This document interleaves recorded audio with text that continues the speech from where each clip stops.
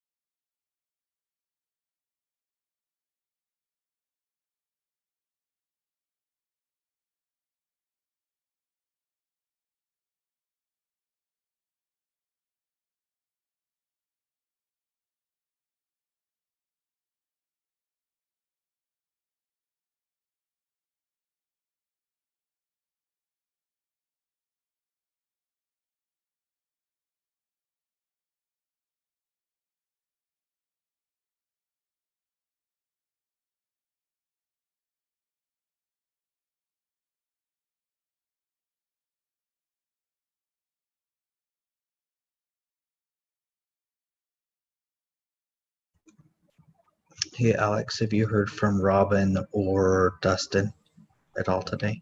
I have not. Nope.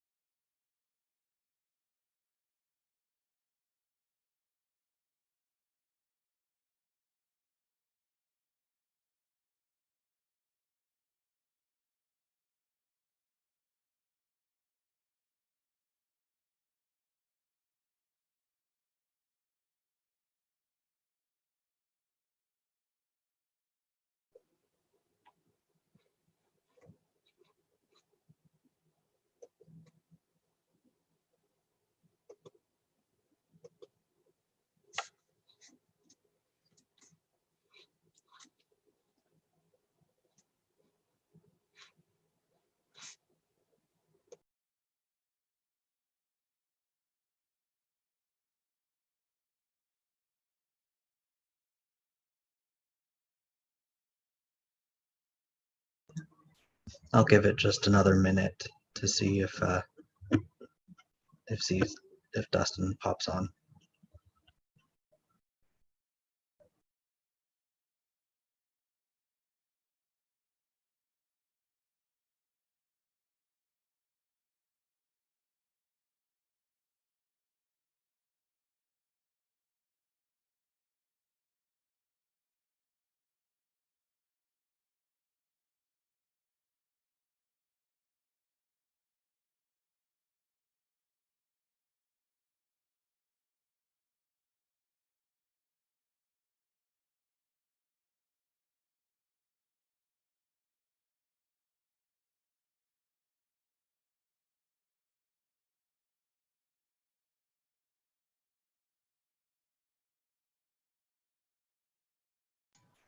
I just got a message from him. He says he's on his way.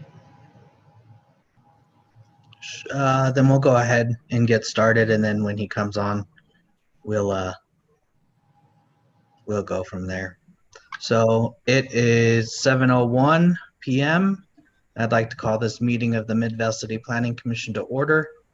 I've been asked by Midvale City staff to read the following. This meeting will be an electronic meeting without a physical location pursuant to Utah Code 52-4-207 as amended by House Bill 5002.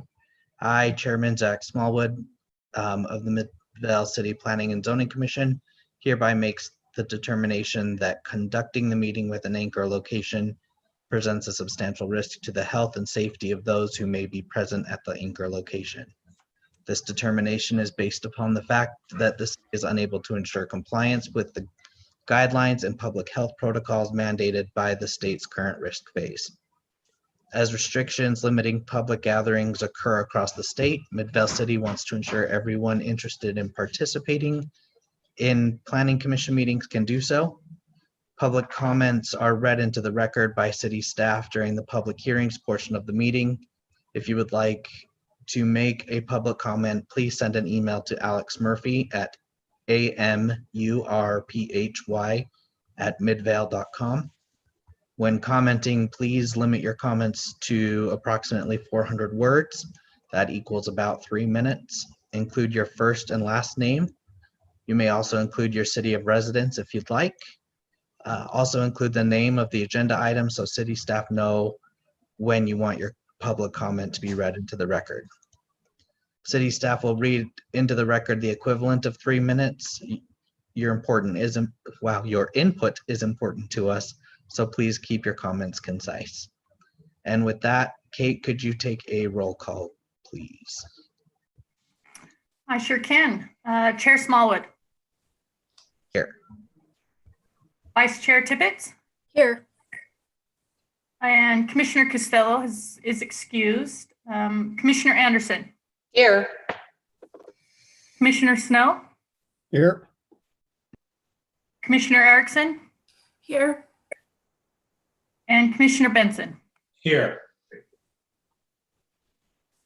Great, thank you. So to keep the meetings as orderly as possible, I'll ask that everyone in the Zoom meeting please mute themselves when you're not speaking. This makes it easier for everyone to hear and to transcribe the minutes. I'd also ask the applicants to state their name for the record before speaking or answering a question. So there is a little bit of a change for the commissioners for the process of the meeting. It's very small, but I'll go through how the agenda items will go. So first I will introduce the item, followed by a presentation by staff. And then after that, the attorney's office will provide some information on the Planning Commission's role for the item. And then we will move on or allow the applicant an opportunity to speak to the item and present any additional information. I will then open the public hearing. After public hearing comments have been received, I will entertain a motion to close the public hearing by a member of the commission. The commission will then have any additional discussion.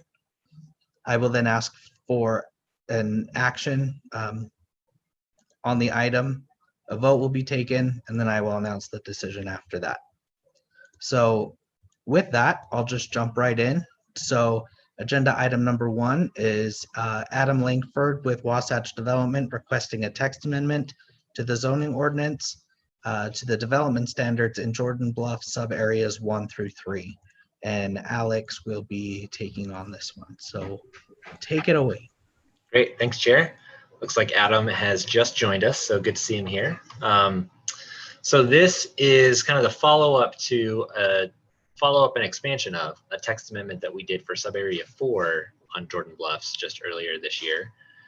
This one, the expansion is also related to the soccer facility project that we'll be going into over the next couple of items. So Mr. Langford had previously gone through this process to amend some lighting and signage standards, and now we're expanding those changes, or we're proposing expanding those changes to cover this zone and then adding some other ones. So just for a quick reference, the zone that we're affecting here is sub areas 1 through 3 of Jordan Bluffs, which is the area that I've highlighted in blue on this little plan here. You can see it covers most of Jordan Bluffs, and there's been 2 projects approved by the Planning Commission so far in here: the Holmes Homes development, the condo project at the south end, and then Zions Bank.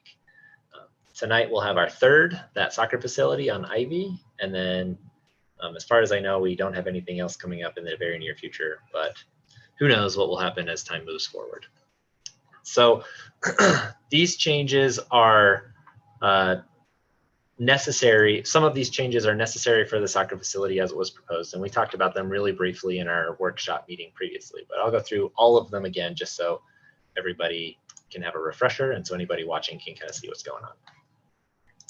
Also, I realized I shared my screen poorly, so I need to switch. Give me just a second. Okay, so we're just going to dive right in and go right through the language real quick. So this is the proposed text amendment.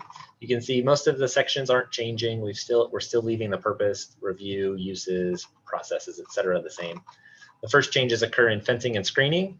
This is specifically for athletic fencing and for fencing around areas that might have some security concerns. The specific issue that brought this one up was the solar panels that Gardner would like to construct on the slope around Jordan Bluffs, but we left it a little open so that if there's anything else that comes up in the slope areas, we can have some fencing to hopefully maintain that security. So you can see we've put in similar language to what we have elsewhere in the ordinance, which allows the director to make the decision to allow non-obscuring fencing on the slope and in landscape setback areas and near the park for security reasons. And then we've also got an increase in the allowable athletic fencing height, which is necessary for the soccer facility's outdoor field. They're anticipating they'll need at least 20 feet of fencing and netting.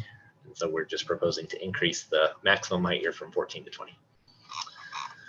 In lighting, we've got similar changes to what we discussed in sub-area 4. There's one addition, which is we didn't have the maximum output limit for this zone. This sub-areas 1 through 3 was the first zone that we adopted the updated lighting standards for in 2019, and we hadn't put this language in place. So we're proposing to add it now, renumbering some of these items to make them a little easier to work through, and then adding exceptions for the same types of lights that we had talked about previously. That would be, sorry, just a little farther, some landscape or artistic lighting, street lights, and string or bistro lighting.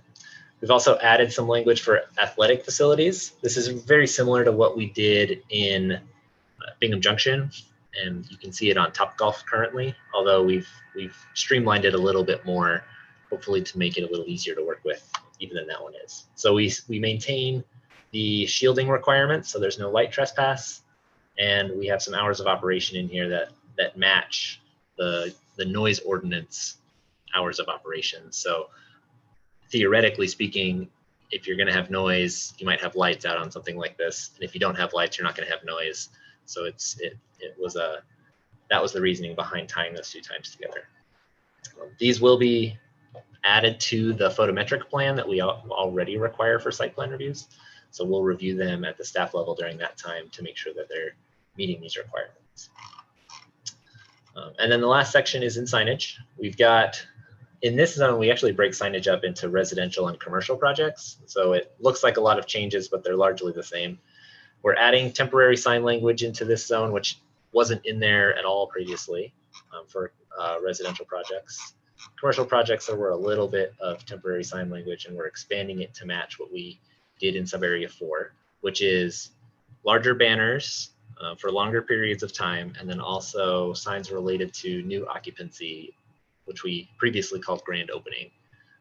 The name change doesn't affect the standards, but it is tied to certificate of occupancy, and there are some deadlines in removing them.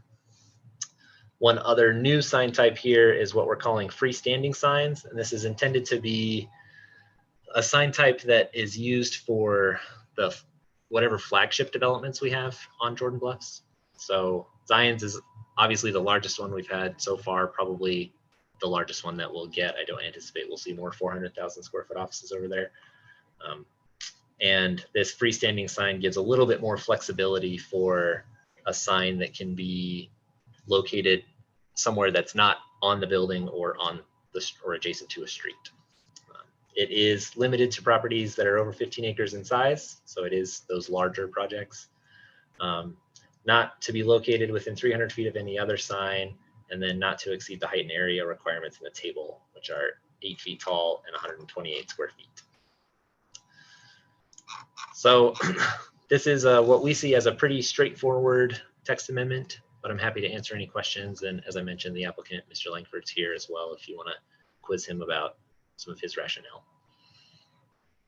Great, thank you, Alex.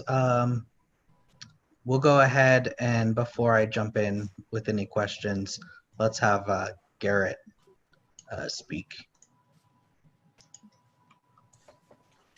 Yeah, so this is just a legislative action. So this means that you guys have the discretion to be able to review the proposals and make whatever recommendations you see fit. If there's something you like, we can move those forward. If there's something you want changed, this is all up to you. Great, thank you. So with that, any questions or anything for Alex at the moment?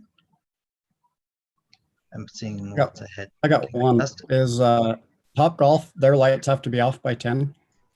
Theirs actually don't have that same time limit. That was, I don't know if I think on that one, we actually had the Planning Commission define the time. So I could go back and hunt through the records and see what the timing was. This way, I didn't want to have the Planning Commission have to just pull a number out of thin air when it came to timing in this area. Topgolf is a little more separated from residential uses and other developments than this facility will be. That soccer field's going to have other projects like almost right up next to it, depending on which side you're on. So it made more sense to just tie it to an objective time, so you don't have to try and wiggle it. So changing this won't affect Topgolf in the future? Nope. Nope. This is just for Jordan Bluffs sub areas 1 through 3. So anything that comes in new on Jordan Bluffs will be affected by this one. Although I don't really anticipate that we'll see many more athletic facilities anyway, aside from maybe park lighting. That's all I had. Okay. Mr. Langford, do you want to, is there anything you'd like to mention to the Planning Commission or anything like that? No, not at this time. I think Alex covered it. So unless there's questions. All right, which I don't think there are right now. So we'll keep you on deck for a minute. Okay. So I will go ahead and open the public comment portion of this item. Oh, and I just mute myself right in the middle of talking and just click a button. So with that, this is the portion of the agenda that allows any person to express ideas, concerns, comments, or issues. If you would like to comment on a public hearing item, this is the allotted time at the meeting. So if you would email your comments to Alex Murphy at amurphy@midvale.com. We will not be taking public comment on the Facebook or YouTube feeds. When commenting, please limit your comments to approximately 400 words, which is about the equivalent of 3 minutes. Include your first and last name. And if you would like, you can include the city of residence and also include the agenda item number as well. City staff will only read into the record the equivalent of 3 minutes, so please be concise with your statements. And with that, we'll give it a minute or two to see if anything comes in. Have we had anything beforehand, Nope. Alex? No comments. We will give it a minute or two. You can give it as long or as little as you feel appropriate.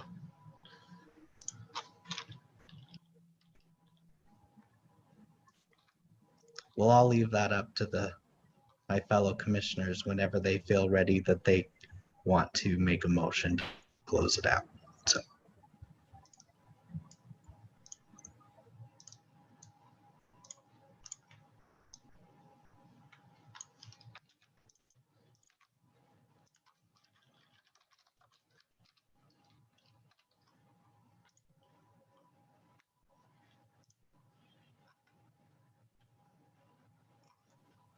This is Robin. I'll make a motion to close the public hearing. All right, been moved by Robin to close the public hearing portion of this item. This is Dustin, Candy. I'll second. second it. And so will Dustin. Okay. All right, so it's been moved by Robin and Candy spoke first, so I'll take Candy first as the second. I don't remember, is this just, I guess, take a roll call on to close that? Wow, struggling. It's okay. Okay, Vice Chair Tippett, Yes. Commissioner Erickson, Yes. Commissioner Anderson, Yes. and Commissioner Snow. Yes. Great, the public hearing portion of that item, of this item, is now closed. So we'll bring it back up here for any additional discussion or recommendation, or yes, a motion. I suppose I maybe should have put the motion on the screen. I can pull it up if someone wants me to do so. I'm prepared to make a motion.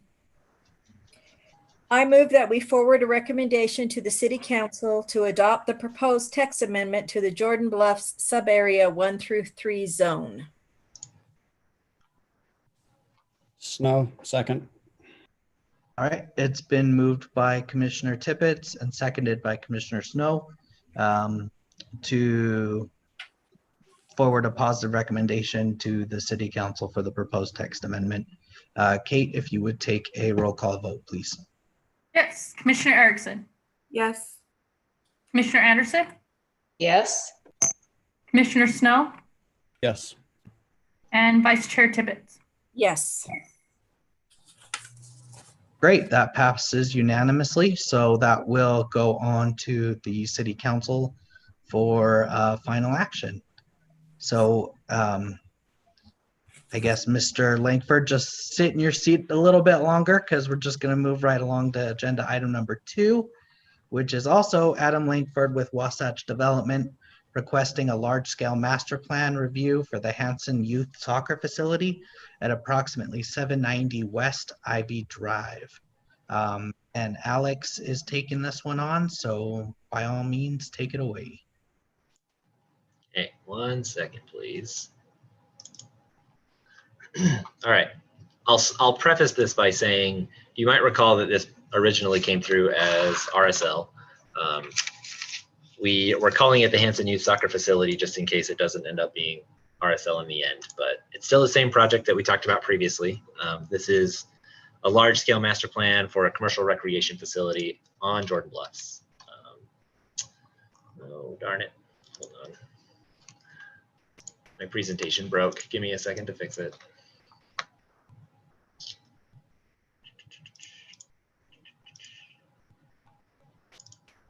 Okay, there we go. So we're looking at what would be an approximately 106,000 square foot building with an indoor soccer field and team training spaces like locker rooms, office, bathrooms, etc. An outdoor soccer field with a warm-up area, and then parking and landscaping and some pedestrian connections all around. This project occupies Pod A on Jordan Bluffs. So we've done Pod C, which was Holmes Homes. We've done Pod D, which was Zion's up at the north end. So now we're doing Pod A.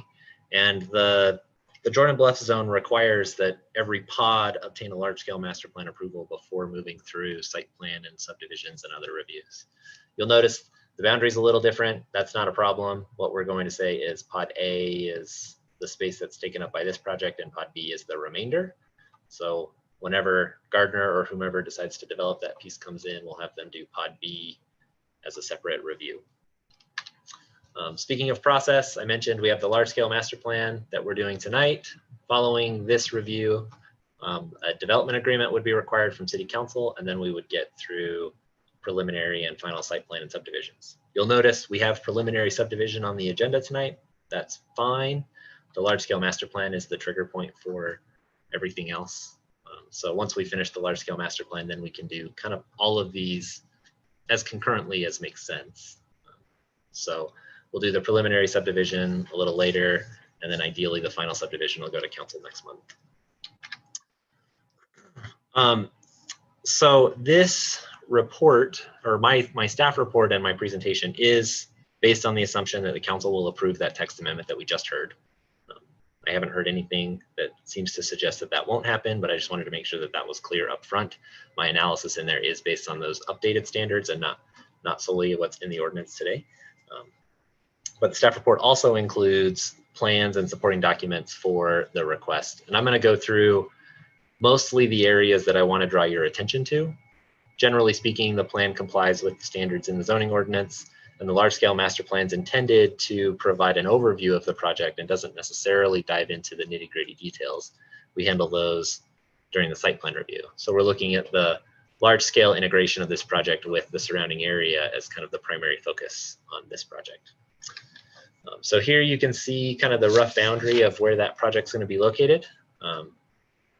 So Pod A covers that eastern half of this little block. The first thing that I want to draw your attention to in here is a little bit of a nitty-gritty detail, but that's the street trees along Ivy Drive. So Wasatch developed the reserve at U78 here on the north side of Ivy. They've got a future project coming in over here, what we called phase 3 of Subarea 4. But with the reserve at U78, they established a street tree pattern that we do want to see continued along the extent of Ivy. So we recommend including that as a requirement. That's something we can handle during the site plan. It doesn't need to be shown on these plans, but we can put it into the development agreement. The second item that I'd like to draw your attention to is the traffic impact study.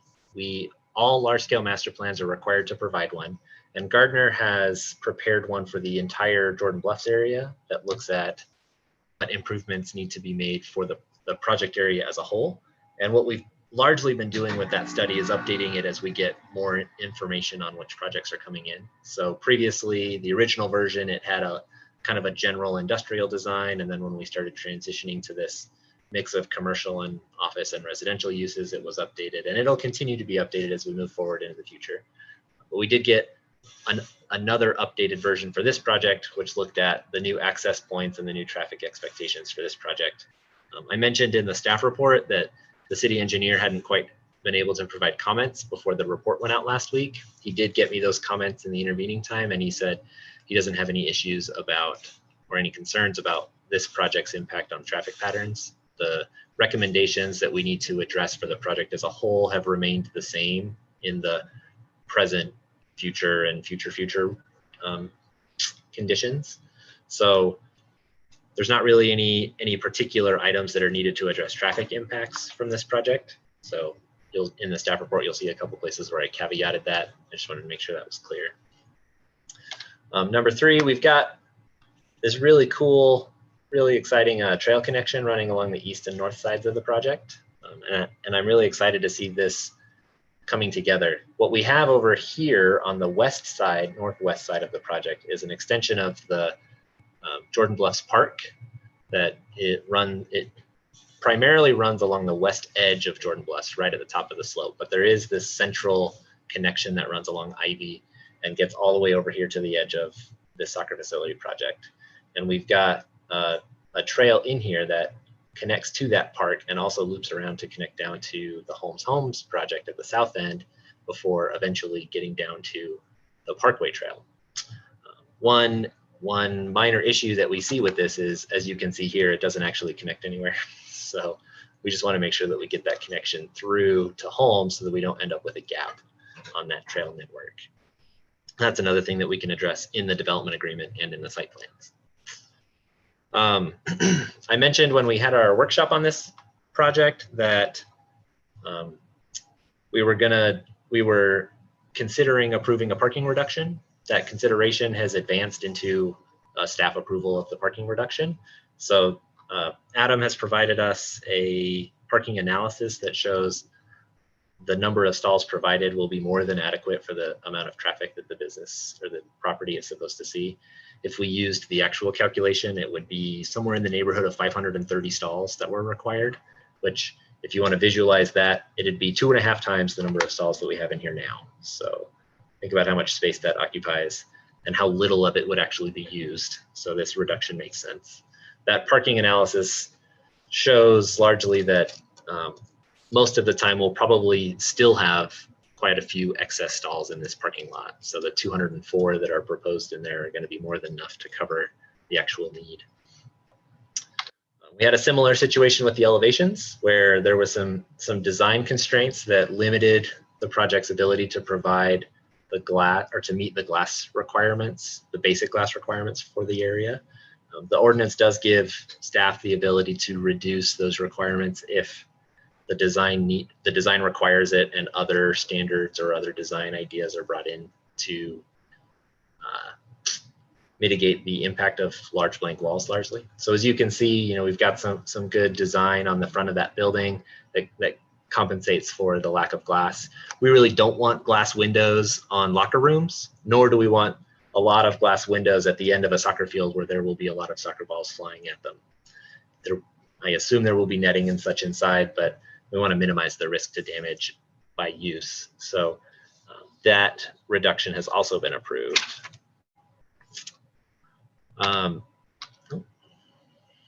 Let's see. And then the last point would be that I've called out a few of the details that we need to address. There are still other ordinance requirements that haven't been reviewed quite yet that we'll be going through during the site plan. So don't worry that we aren't seeing the full level of detail that we would normally see for a project like this in any other zone. We will, at the staff level, make sure that all of those ordinance requirements are satisfied as we move forward.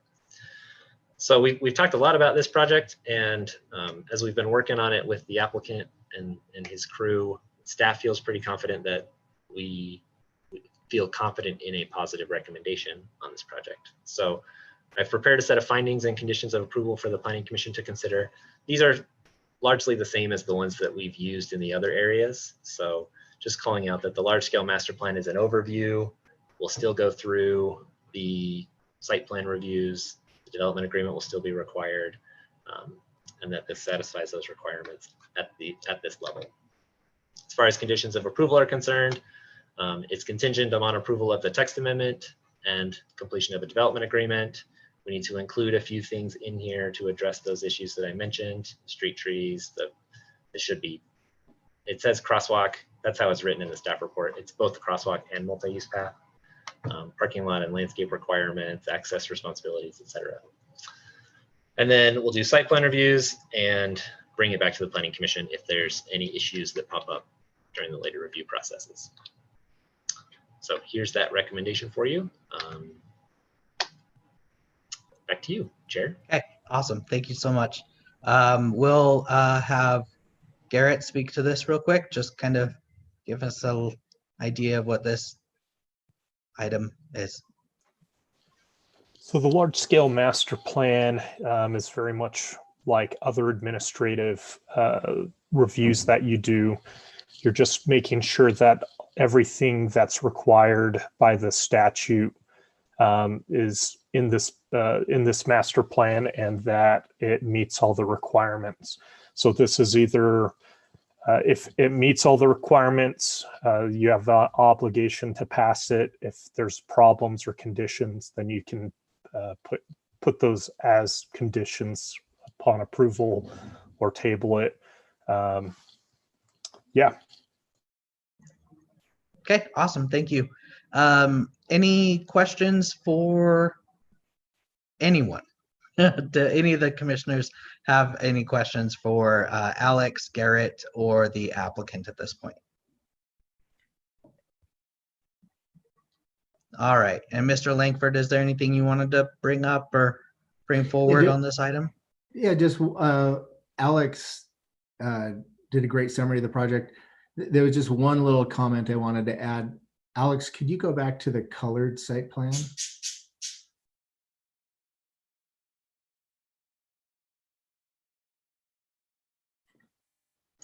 Obviously, we're.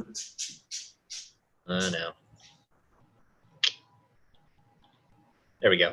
There we go. Obviously, we're super excited about bringing this project to Midvale City and to Jordan Bluffs in particular. But also, I just wanted to point out a small benefit of this project by improving that sliver kind of pie piece that goes along Ivy and ends at Main Street. That's one little extra bonus of this project that I think will really clean up the entrance into Jordan Bluffs. So you'll get a nice kind of arrival into the project and clean up that streetscape along there too. But nothing to add other than that. We're super excited about the project. Great. Thank you so much. Appreciate that. So being that there haven't been any comments yet, I will go ahead and open this item up for public hearing. So this is the portion of the agenda that allows any person to express ideas, concerns, comments, or issues. If you would like to comment on a public hearing item, this is the allotted time to do so. For any comments, please email them into Alex Murphy at amurphy@midvale.com. We will not be taking public comment on the Facebook or YouTube feeds. Again, to reiterate, when commenting, please limit your comments to 400 words, which is equivalent to approximately 3 minutes. Include your first and last name, and if you'd like, you can include your city of residence, and also include the agenda item number. City staff will only read into the record equivalent of 3 minutes, so please be concise with your statements. So with that, we are now open. Kate or Alex, did we get anything prior to this? I have not received any comments on this one. Perfect.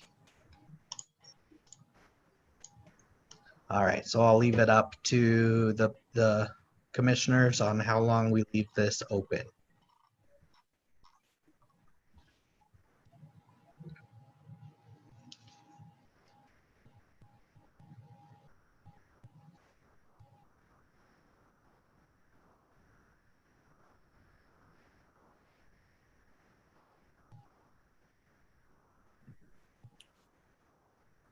This is Snow. I move we close this.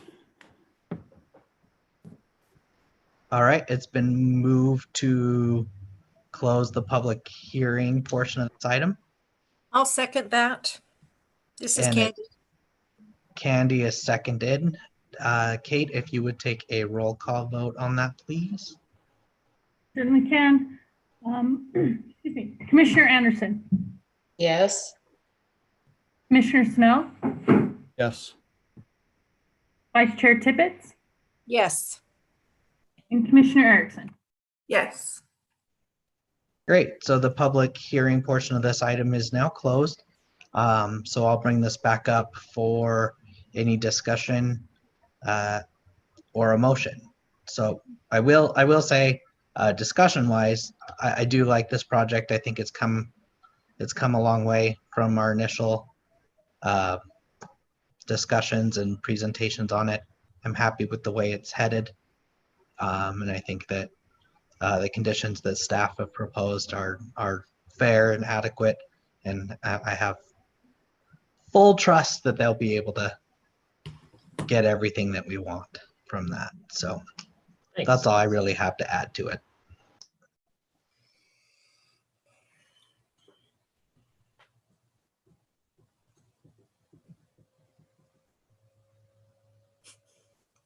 Well, I can go ahead and make a motion. This is Candy. I move that we adopt the findings and conditions of approval presented, approving the application for a large-scale master plan for Pod A of the Jordan Bluffs area at approximately 790 West Ivy Drive. This is Candace. I second. Okay, it's been moved by, let's make sure I do this right. It's been moved by Candy and seconded by Candace to approve the large scale map. Kate, if you would take a vote, please. Yes. Commissioner Snow, Yes.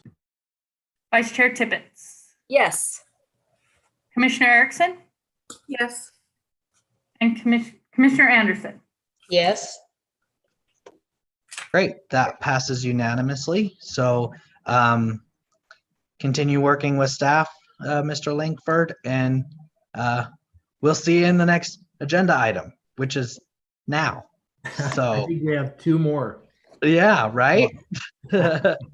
Okay, so agenda item, with that, we'll move on to agenda item number 3, which is Mr. Langford with Wasatch Development requesting preliminary subdivision review for a 2-lot subdivision for the Hanson Youth Soccer Facility at approximately 790 West Ivy Drive. And this again will be Alex. Take it away.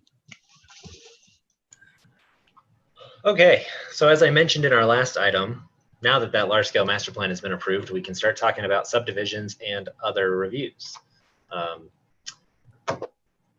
For this project, Mr. Langford and Gardner are both keen on having this transfer into Wasatch's or whoever's going to end up being the holding company for its hands.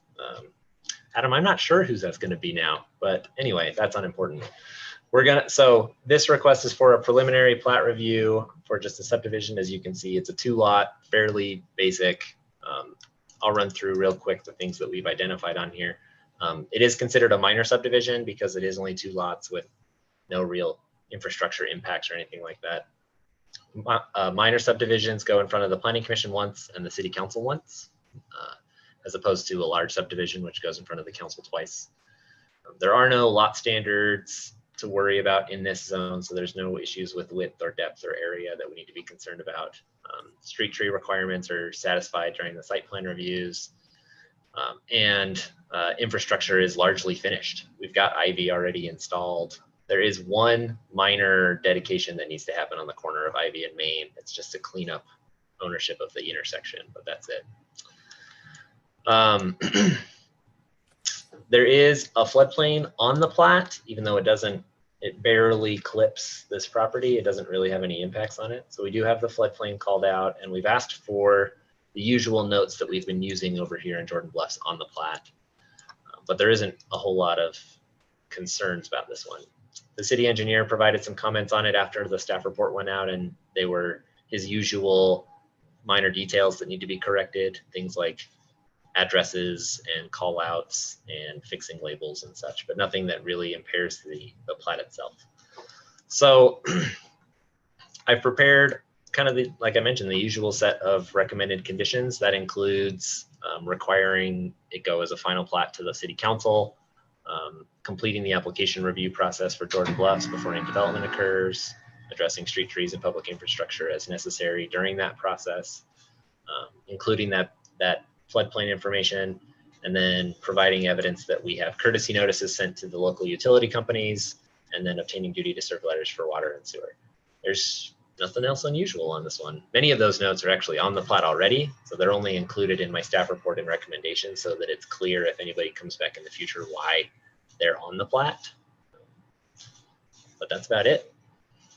Any questions?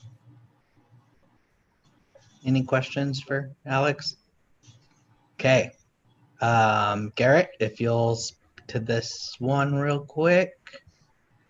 It's the exact same thing essentially as the last item. So another administrative review. You're just making sure that it meets the requirements of the subdivision. Great, thank you. Any questions for Alex, Adam, or anyone at this point? All right. I feel like a broken record here. I do have a question for Alex, and maybe this is best for Garrett maybe as well. In the future, is there any way to combine all these public hearings into one public hearing to hear all 3 items? That is challenging for record keeping purposes. So we can combine them on meetings very easily. But once we start getting into different application review types that are contingent on various things being done, we want to make sure that the record stays clear. So we can say the text amendment, in this case, the text amendment was the first thing that needed to be done. If you didn't approve the text amendment, then everything else kind of would need to be postponed. once the text amendment was done, then it was the large scale master plan. If the large scale master plan weren't approved, then the plat would need to be postponed because it can't go before the large scale master plan. And so now that both of those first two have been done, we can do the plat. Okay. If we don't have, sorry, Go I was ahead. just going to add, if we have situations where we can combine them, we try to. It's usually something like a conditional use permit and a small scale master plan or something where they're not contingent on each other, so we don't have to have them approved in order. But yeah, this one, there wasn't really any way to do that. Okay. That's all I wanted to know. Just to see if we could streamline things, but that's all right. So if there are no objections, I will go ahead and open the public hearing portion of this item. So this is the portion of the agenda that allows any person to express ideas, concerns, comments, or issues. If you would like to comment on a public hearing item, you will be allotted time during this portion of the meeting. Please email your comments to Alex Murphy at amurphy@midvale.com. We will not be taking public comment on the Facebook or YouTube feeds. When commenting, please limit your comments to approximately 400 words, which is equivalent to about 3 minutes. Include your first and last name, and if you'd like, your city of residence. That is optional, and also include the agenda item number with that. City staff will only read into the record the equivalent of 3 minutes, so please be concise with your statements. So again, I will just leave this to my fellow commissioners as to when they would like to make a motion to close this. This is now the third time that we're hearing something on this, so take that with what you will. Yeah, I have no comments. So. This is Snow. I move we close public hearing. Hooray! Okay, it's been moved to close the public hearing. This is Candy. I'll second. All right, it's been moved and seconded to close the public hearing portion of this item. Kate, if you will take a roll call, please. Chair Can, Vice Chair Tippett, Yes. Commissioner Erickson, Yes. Commissioner Anderson, Yes. Commissioner Snow. Yes. Great, that passes unanimously. So the public hearing portion of this item is now closed. Again, I'll bring this back up for any additional discussion and or a motion.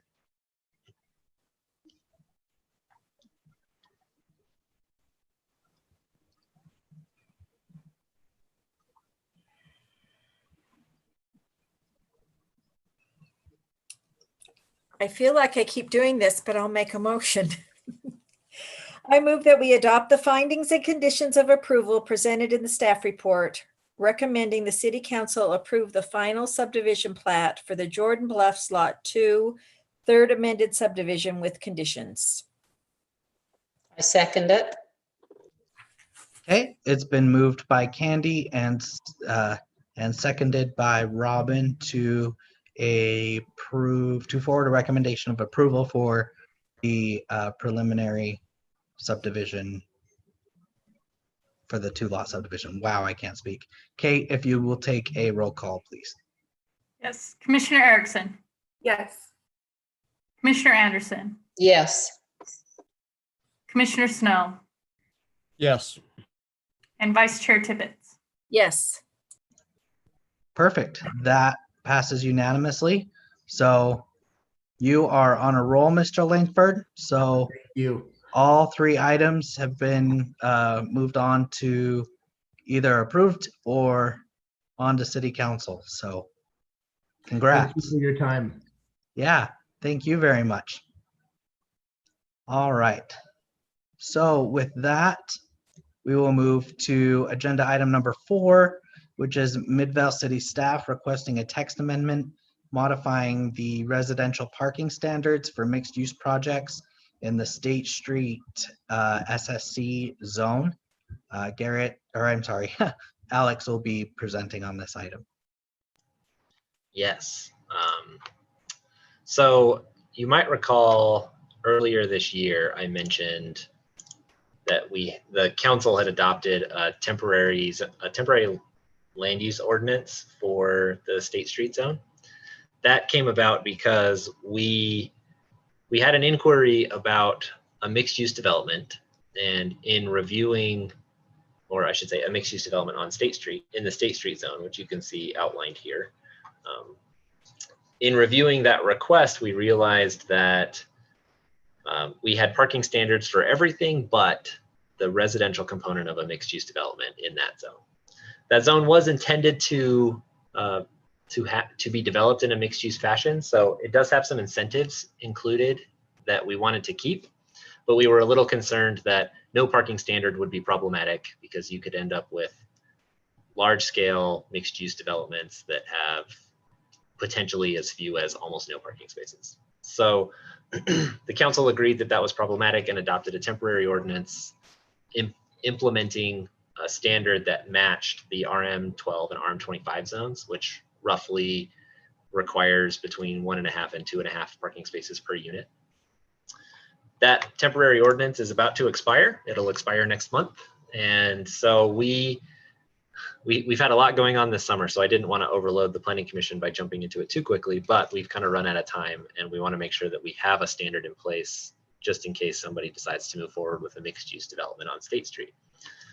So what we've done is reviewed some other cities along State Street to try and determine what sort of parking standards they're using for basically what is the same development corridor, and then compared it to what we have in our ordinance and come up with a standard that, what do you know, matches the RM12 and RM25 zone. So as we were talking about parking reductions for developments with both the Planning Commission and the council recently, it seemed like this number was something that everybody was somewhat comfortable using. And so we started with it as our baseline and then compared it against other cities and found that it is pretty similar. So this proposed text amendment would add some language that basically says in a mixed use development, you'll use this parking standard for residential portions. Commercial portions will remain as is, no change there.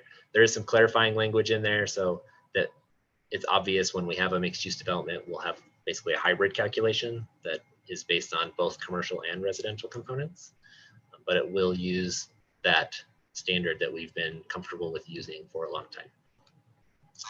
Again, pretty straightforward, but I'm happy to answer any questions.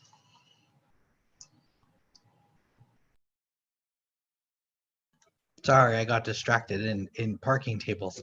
Any questions for Alex at this point? All right, and then Garrett, if you will speak to this item, please. So this is also a legislative action that, and specifically the staff is looking for your input to make sure that these parking requirements meet the needs for residential projects that may be constructed along State Street. You guys have probably the most experience looking at these. And so we definitely encourage you, if you have any input or think these need to be strengthened or reduced, you guys are the best ones to make those recommendations. Great, thank you very much. Any questions for anyone at this time? How does everybody feel about these actual these standards compared to other cities?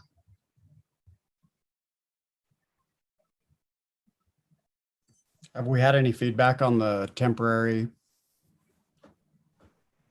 No, the person that reached out that prompted this actually never got back in touch with me for that project, which surprised me a little bit. I have had 2 other properties come up for sale and I haven't. 2 additional properties have come up for sale in that time, and there has been some interest in a mixed use development on them. They haven't really been concerned about parking so much as other ordinance requirements though. So nobody's really gotten into it yet. And I should have added, by the way, this zone allows for a reduction of up to 35% for mixed use developments, and that is approved by the Planning Commission. So this zone is intended to incentivize mixed use. And even though this standard might be a little high compared to some of the other ones we have adopted in the recent past, like Jordan Bluffs, there is still some opportunity there for when it makes sense to look at reducing it. Okay. All right. So what I'll do is I will go ahead and open up this item if there are no objections. Open up the public hearing portion of the item. This is the portion of the agenda that allows any person to express ideas, concerns, comments, or issues. If you would like to comment on a public hearing item, this is the allotted time to do so. Please email your comments in to Alex Murphy at amurphy@midvale.com. We will not be taking public comment on the Facebook or YouTube feeds. When commenting, please limit your comments to 400 words, which is about 3 minutes. Include your first and last name. You may also include your city of residence if you'd like. Also include the name of the agenda item and the item number, which this one is number 4. City staff will only read into the record the equivalent of 3 minutes, so please be concise with your statements. So with that, anything come down the pipe so far on this one? No comments. All right. With this one, we will give it a minute or two, and then I'd be open to a motion to close this out here in a minute, since this is a new item and not the same person 3 times.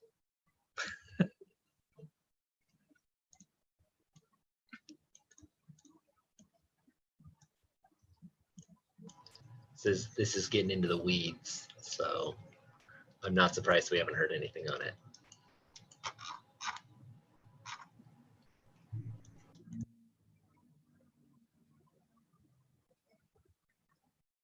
What zone did you base the Murray one off of? MCCD? You know, when I pulled that information, it was weeks ago, and I can't remember exactly which zone it was. It looks like MCCD because you have a max number on there. So Yeah, I think so. The intent was to try and find the closest zone on State Street that each of those cities was using. So okay. I figured that was probably the one to use for Murray.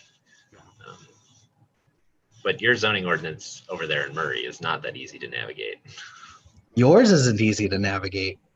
Mine is very easy. You just have to know the zone, and then everything's in the zone. So Yeah, that's true. Mine is not everything. Well, it depends. Depends on what you're looking for.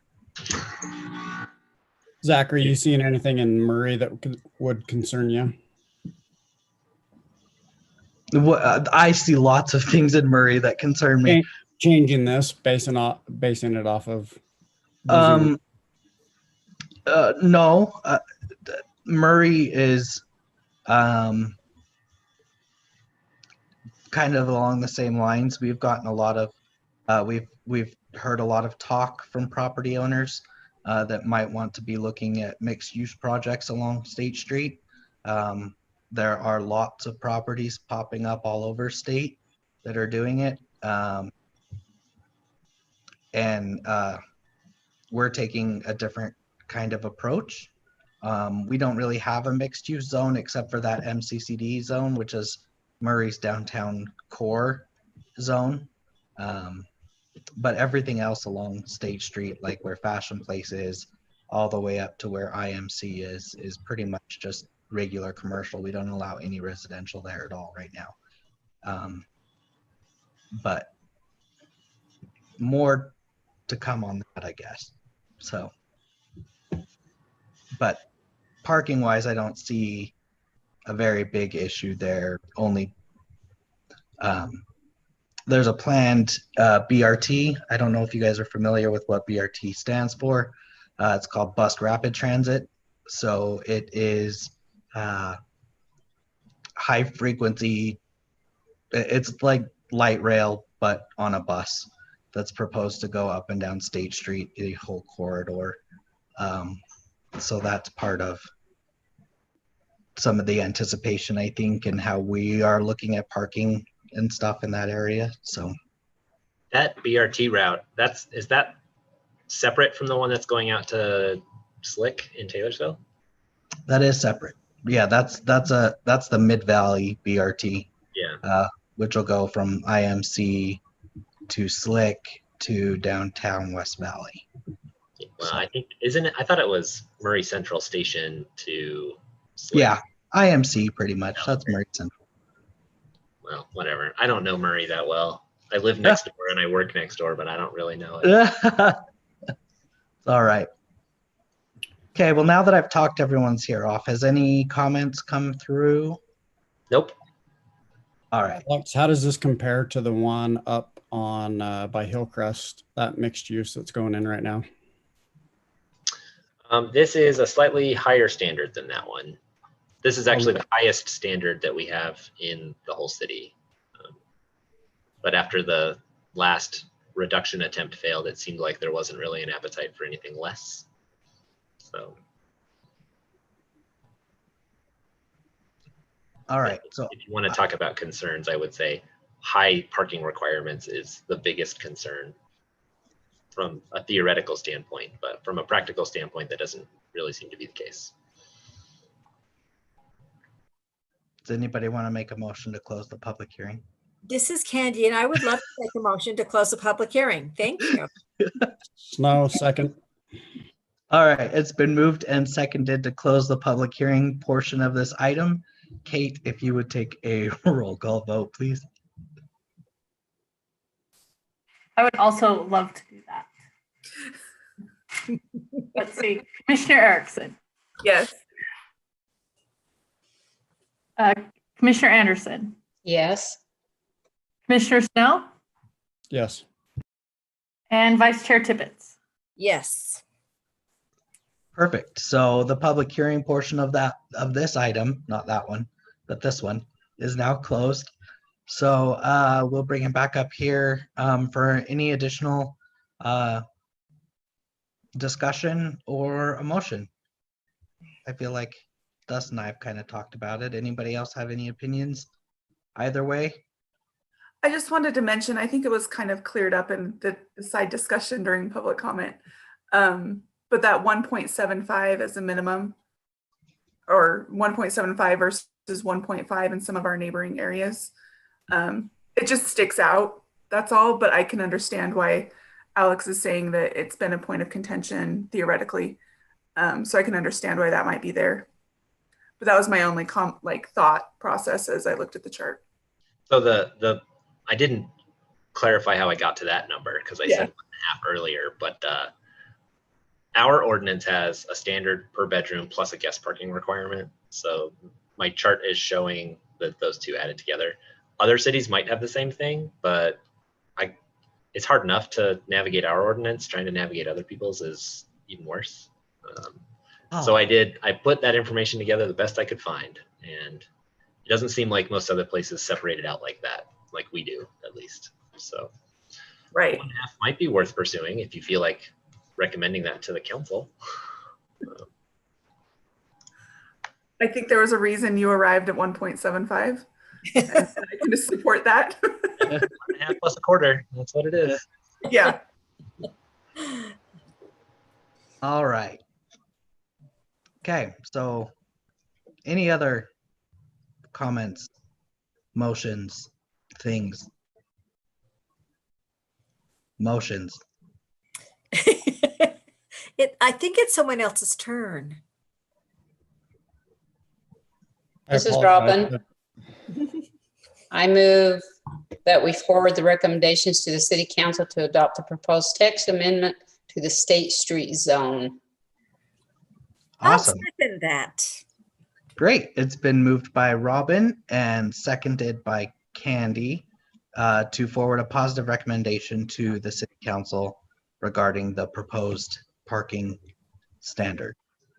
Kate, if you will take a roll call vote, please. Certainly. Let's see. Commissioner Snow, Yes. Vice Chair Tippett, Yes. Commissioner Erickson, Yes. Commissioner Anderson, Yes. Great, that passes unanimously. So I can't tell an applicant. I guess I can tell Alex. Congratulations, Alex. You may now go to City Council and pray that it gets adopted. So I feel pretty comfortable with this one. oh, good. But thank you. Yes. Okay. Agenda item number 5 is a discussion item regarding the subdivision process and ordinance update. This is being led by both Jason Binks, our senior planner, and Alex Murphy. So whoever wants to take it away, go for it. Sure, that would be me. I'm Jason. Hey, Jason, hold on a sec. Remember, I have my introduction. Oh, that's right. Okay, go for it. I didn't want to steal your thunder. Sorry. That's okay. That's okay. So just as a bit of background, those of you that have been around a while will recall we did our housing plan last year. And in the housing plan, it called for some modifications and improvements to our development and review processes to hopefully reduce the administrative burden on housing, which in turn should theoretically reduce the cost. The RDA is primarily in charge of seeing that those things happen, those recommendations and goals and objectives and such out of the housing plan. And they approached us several months ago and said they wanted to talk about subdivision processes. That was one of the items on the list. The current process, Jason will go through here in a second, but it can be a bit burdensome. And so what we wanted to do was hold a discussion here to talk about how we can improve that process and what sorts of things the Planning Commission might be interested in doing. We did go to the council, and I'll give you an idea what they said a little bit later. But to start, that kind of gives you an idea what we want to do. And then Jason has put together a quick presentation that looks at the process as a whole, how it fits into what the state is doing these days, and then compares it to some other opportunities. So, all right, Jason. All right, good evening, commissioners. Let's open this up. Alex really does have some complex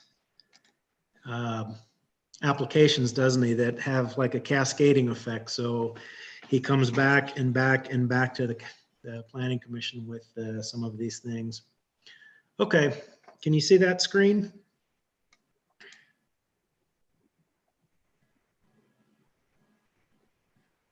Everybody see it? Can you hear me? Yes. Yes. Okay, great.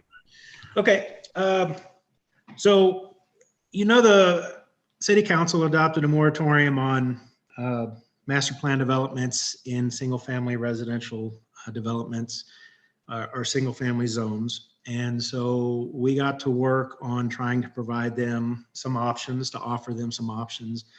And we're deep in that process and looking at refining some options and narrowing things down.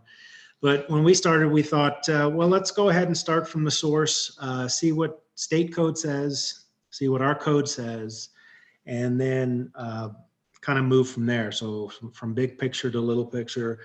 And this has been briefed to City Council. It's the same slides, maybe minus a few word changes, but it's kind of FYI for you because in other municipalities, Planning Commission plays a very large role in subdivisions. So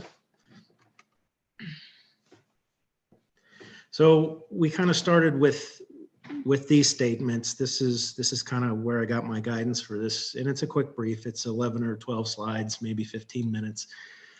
Figure out the gaps between what the state requires of subdivision applications and then what Midvale requires, and then see if we can identify from that analysis if there's any kind of gaps, any differences.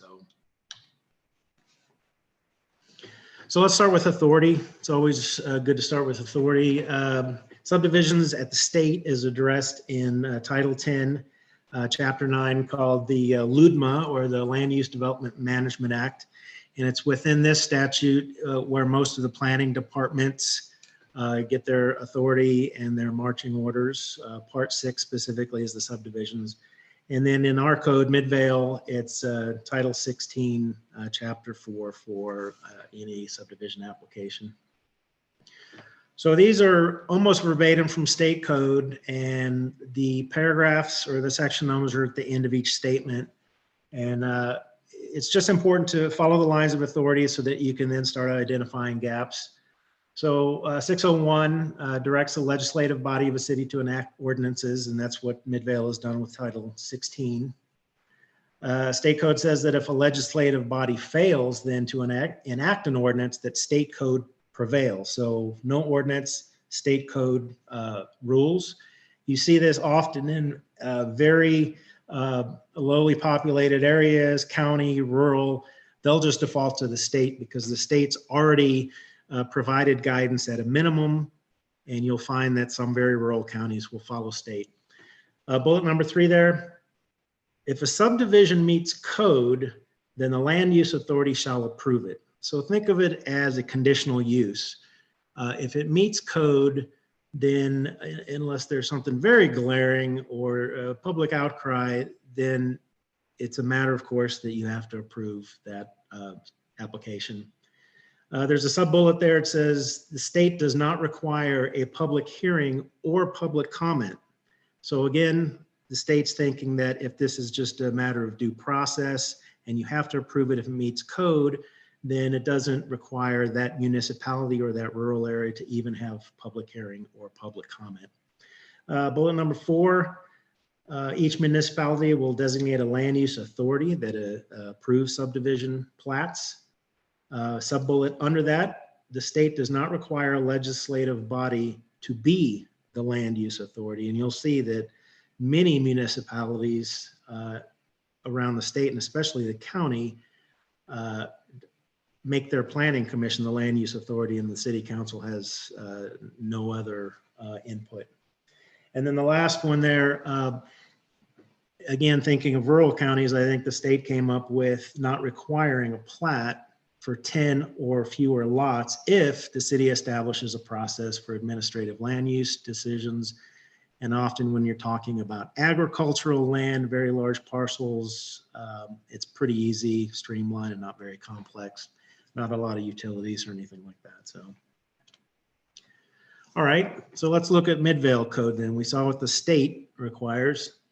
So we have a chart there on the right, and our code does not, interestingly, explicitly designate a land use authority. What our code does is establish reviewing bodies. Now, essentially that is showing a process for land use authority, ultimately residing with city council. But you'll see at the very bottom line there, subdivisions, everybody has a little piece. So economic and development department, reviews it, accepts it, takes a look at it, makes recommendations to planning commission. Planning commission looks at it, takes comments, decides on it, and then makes its own recommendation to city council, and then city council looks at it. So CC is essentially the final approving body, which equates to like a land use authority. So I put a question down there in red. Who is the designated land use authority? That could be confusing to developers, and it is certainly confusing to the public when you have a subdivision application sitting at the planning commission or the city council that meets code. Essentially, you have to approve it. So you're taking comments from the public, but that you can't do anything with because it meets code. Okay, so then let's talk about subdivision process specifically in Midvale. You'll see on the right there, we have a large subdivision process and a minor subdivision process. And on the right in red, it kind of captures how much effort and how much administration is involved. So with a large subdivision, more than 3 lots, there's 3 public meetings, 2 public notifications. And even for a minor lot like tonight with the soccer field, even if there's very small lots, you're still required to have 2 public meetings and 2 notifications. So with large subdivisions, you got the preliminary recommendation by by the planning commission, and then again preliminary approval by the CC, and then it comes back again to the city council for a final. And you can't go straight to a final without a planning commission recommendation. So it's just a lot of processing there for subdivisions. And then minor subdivisions, again, no final approval without planning commission recommendation.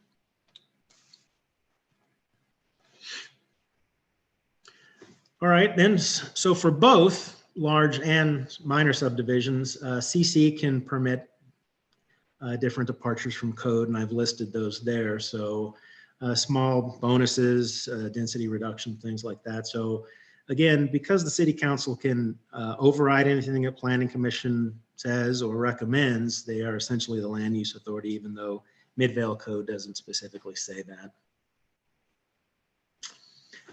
So just kind of a little summary of the large subdivisions, which we get quite frequently.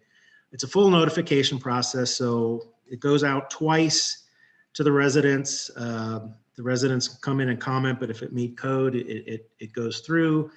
The hearings for the preliminary plats, like you saw tonight, are almost identical from the time that you're briefed them tonight, for like example, the soccer field, and the briefing that the city council will get. So even if there are some minor changes, and you heard Alex say that the city engineer made some minor comments, they don't really affect the plat. So oftentimes the developer receives those comments, they want to move the process along. So we'd like to schedule them as soon as possible. They like to be scheduled as soon as possible because they know it's a long process. So they don't make those changes on the plat that you recommend anyway until the final plat to the city council. So to save time, they'll say, yes, we got it. And staff will even brief that, yes, the applicant received your recommendations and the city engineer recommendations, and they are working on those, but they haven't put them on the plat yet. They will for the final. So, usually only minor comments anyway. So again, in red, kind of a thought question there is, could a staff review satisfy one of these public hearings? Do we need 3 different public hearings to essentially kind of brief the same thing for those preliminary plats at Planning Commission and City Council? So Midvale's subdivision application process, then, because of all those application and public hearings, is quite restrictive. And that's fine. A city can be as restrictive as they think their constituents need, just as long as they're not less restrictive than what the state requires, and we're much more restrictive than that. So there's some pros and cons to being more restrictive. And so here's some pros and cons for having 3 public hearings in Midvale. It certainly gives more oversight to Planning Commission staff and even the public. More opportunity for public comment, certainly. It does prevent rush, which we see a lot of in land development. And possibly all this oversight will develop better subdivisions. The con then is that it increases time and cost. It certainly lengthens the approval process by a month over other applications because of those public meeting requirements. And that third bullet is the big one. It does increase time for everybody.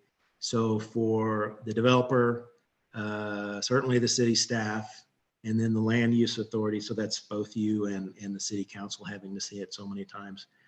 And then it's really not a level of oversight required by the state, and it's not practiced by the largest city in the state or the most populous county in the state, as you'll see on this slide.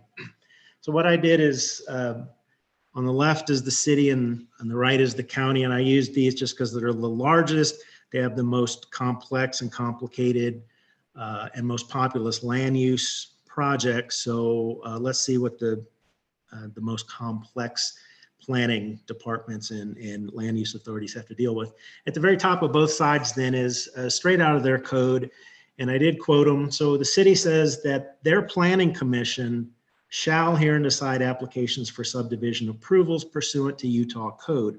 So they don't use the word land use authority, but they default to the actual statute language, which says land use authority. So for all intents and purposes, the city is saying the planning commission is their land use authority. On the right side then for the county, they go all in and use the actual, the words. The planning commission shall be the land use authority for subdivisions, period. That's it. Planning commission has all the power to approve or disapprove. So back on the city side then, they come in with a preliminary plat. If it meets code, the planning director, or Alex, equivalent Alex, would approve that preliminary plat, make the comments, send it back to the applicant. The applicant would receive all those comments, not just from the planning director, but from all the different staff departments, make those changes, and then the final completed plat comes in. And if it still meets codes and it meets all those comments, then it's approved by the mayor. In the county, the preliminary plat comes in and your equivalents of the planning commission would see it. Again, if it meets code, they have no other, they can only approve it. And then when they make those take those recommendations, change it, take all the inputs from the city staff, they come back with a final plat, and it's approved by the PC rep that would go and represent the planning commission for the final plat, just to make sure. So at the very bottom, 2 comments then from the city and from the county is that the city council is not at all involved with subdivisions, period. So planning commission is not making recommendations, they're taking action. And the city councils are happy with that. This is who they've designated as their land use authority. And then the final comment there is the city doesn't even receive public comment if it meets code. So quite streamlined. Both of these processes meet state requirements.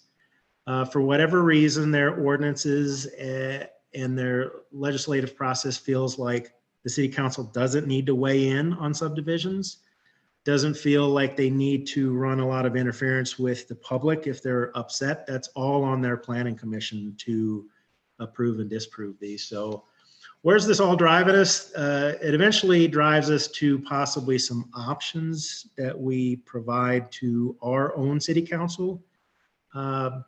So we hope that subdivision applications, no matter what course they take, would be approved by a designated land use authority. So at the very minimum, at least call that out and say who it is. Is it city council? Is it planning commission? They could allow public comment. They probably will allow public comment. We like public comment. And hopefully it should result in appropriate subdivisions for Midvale, whatever course they take. These are some alternative paths to subdivision approval.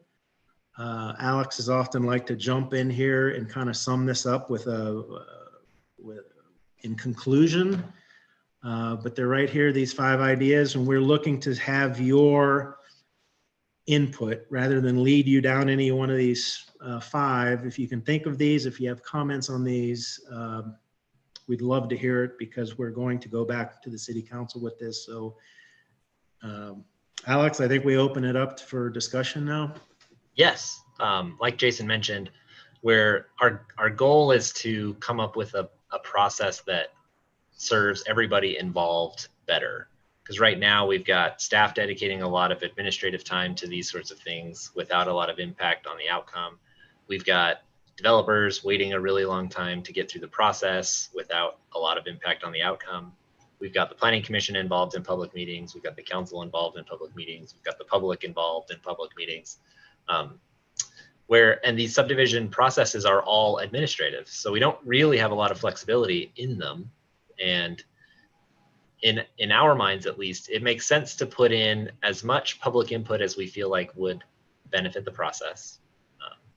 And what that means is kind of up to the planning commission and the council to decide in this case.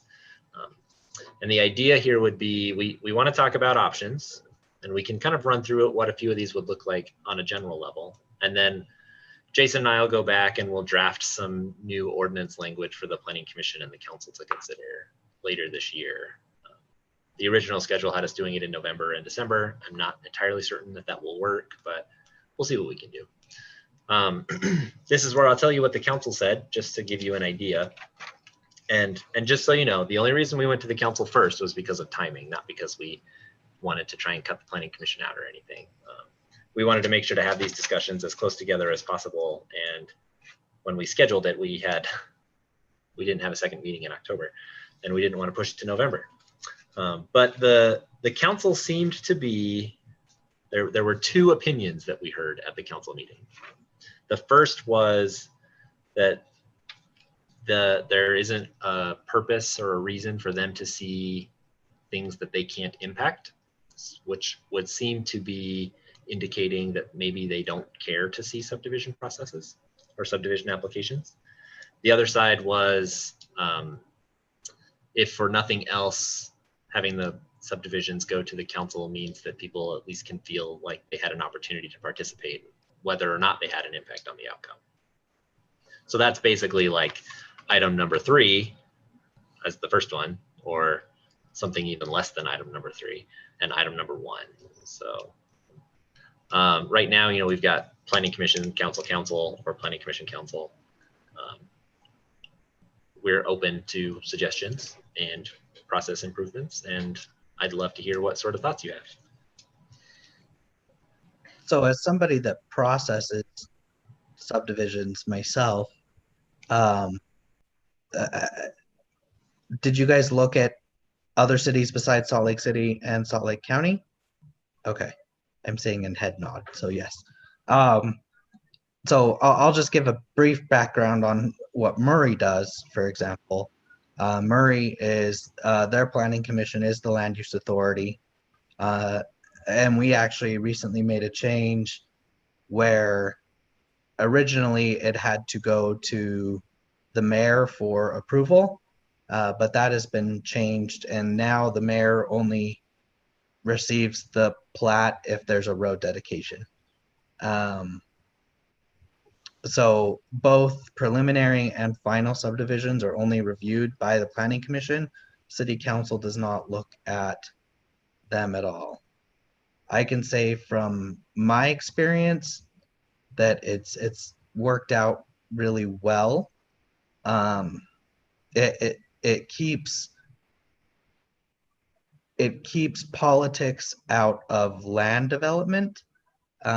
You don't have elected officials who are at the whim of political sway to make decisions on those things. Not necessarily say that's a bad thing at all times, but like staff has said, it is an administrative decision, and if it meets conditions and meets the ordinance, then it shall be approved.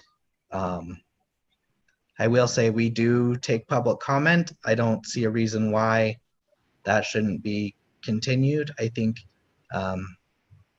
at least for, because sometimes you can get public comments on something that staff or the planning commission may not see. I have had a couple instances of that happen in Murray, and I think that's important, at least so that's kind of my 2 cents. What does everybody else think? I think being a developer, this is a great idea. I think the way the county does it, keep it out of the mayor. I don't think he needs any more on his plate.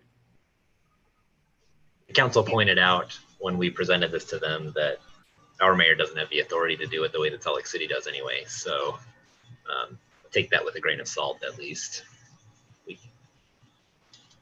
I will caveat that too. We have the same form of government as Salt Lake City. We have a strong mayor, which means that he's kind of the dude or lady, if it is a female mayor. This is Candace. From what I'm getting out of this is we definitely need to, at the very least, designate a land use authority. That seems really super important, so that we have a person to say this is their decision, or a group of people saying the buck stops there. One of the cool things I like about Midvale, even though I don't necessarily agree with all the comments made publicly, I appreciate that residents have a voice, whether that's listened to or changes the result.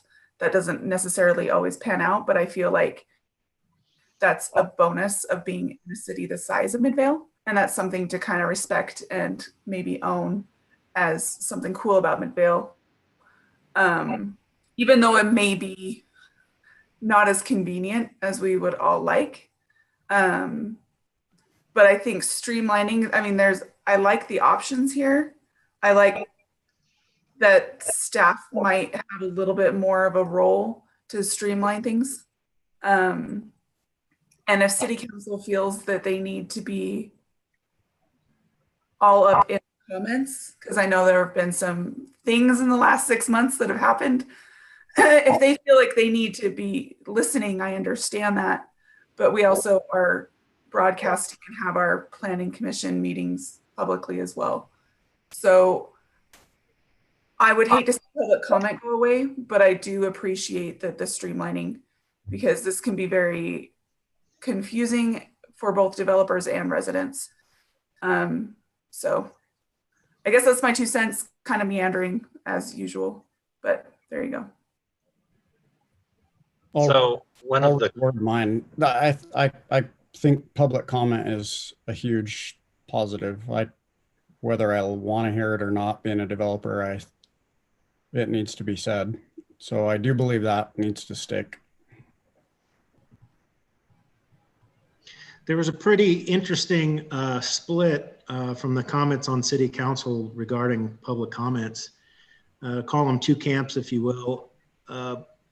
There were some that appreciated public comment, like you're mentioning, and then there were a few that said they were frustrated that their constituents felt like they were advertised a public comment, and really they were receiving the comments and then turning around and saying, we can't do anything about it anyway, we're going to approve it. So there was one camp that said they liked the public comment, good or bad, and another camp that said, you know, it's frustrating my constituents and I'm hearing about it. So I would say perhaps as an option, perhaps there needs to be some different language put into noticing. I'm not sure, this just popped into my head and I'm just thinking about it for Murray as well, but perhaps there needs to be some sort of new wording for noticing if we do go down this route where we do allow, because again, I do appreciate public comment, because there are times, for example, there was a proposal for a subdivision in Murray where we weren't requiring a certain height of fence, and then it was brought to the attention by a public commenter, by a person of the public, that, you know, they showed pictures of where, you know, the fence wasn't high enough and it was kind of having an impact on their property. And the planning, that's a very famous reason why our planning commission at Murray very much is in favor of that, because it did present some new findings that weren't necessarily there before. So perhaps looking at the noticing and how that's worded, I don't know. But I do want to add number 5 on this slide here. I would like it to be 10 or less. So give it one more lot. I'm not sure. That's based on state code. We'd have to see if they even allow that. Are you sure? Yeah. Because we do 10 or less. Hold on, I'm pulling it up. You guys also have yellow fire trucks. Hey, I have no say over the color of fire trucks. Come on, Zach. Yeah, but that does kind of mean that you don't have any room to talk, I suppose. Shush. So I see where the council's coming from this. If a city or a public comment says something, but there's not really anything that they can do about it, it does look bad. But I do see that if the developer sees a frustrated homeowner and it's an easy fix of raising or lowering a fence or shifting something a foot, something that they can do to make both parties happy or come to an agreement, I think public comment is a huge plus.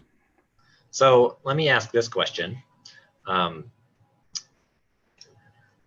First, before I ask it, Zach, the state code does say 10 or fewer. So I win. I in all of the conversations we've been having about this, I'm not certain that setting up two separate processes based on lot count is really going to benefit the city as a whole, because quite frankly, we don't have that much empty ground left. So the subdivisions that we're going to see are going to be small ones where, you might get a couple tens of lots because somebody acquired a bunch of agricultural property, but that's running out very quickly. We're not going to see a whole lot more of that. So I would be on the side of let's set up a process that works, that treats every subdivision the same, regardless of unit count, and streamlines it as much as possible. To that end, does the Planning Commission feel like it needs to be involved in the process? Say, for instance, if it went to council and staff as the approval bodies, would the Planning Commission wish to be involved more? Yes. So you would advocate for keeping the Planning Commission involved? Yeah, I would rather cut out the city council for the times that for what I had mentioned before. I don't think a political body needs to be involved. I agree. I third that. Too bad our council liaison is probably watching and not in the Zoom meeting, so we could get his opinion. Yeah. Okay. So through, they make comments or ask questions, but I've yet to have a commission hold it up or a council hold it up. It's always thanks. It's, lack of a better term, a waste of everybody's time. So it kind of sounds like the Planning Commission consensus would be that perhaps the Planning Commission is the land use authority and maybe staff has delegated the plat approval process. If you could go to your last slide, Jason. So something like number 2, but with the Planning Commission instead of council. So there is still an opportunity for public comment, but it's 1 meeting instead of 2 or 3. And then staff make sure that whatever comes out of that decision is finalized on the plat. Yep, I think that's good. I like that. I do too. Okay. For Snow, as a developer, have you taken plats to different planning commissions and city councils? And if so, what's your analysis of different municipalities in the valley? I would say 50% of the work's done in a pre-construction meeting, and the other 50% is done with the Planning Commission. By the time it reaches City Council, it's a done deal. Like Zach said, it becomes politics by then.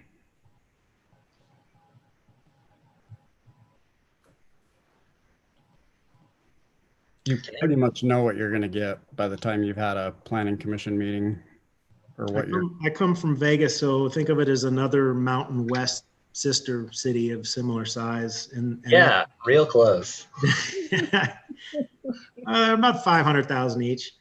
And that's what Las Vegas does. They make the Planning Commission do the public hearing. So they receive the comments. And then by the time the final goes to City Council, it's an action item. So the public has had their comment, and then it's just a matter of processing for the City Council. So similar, Mountain West, if you will.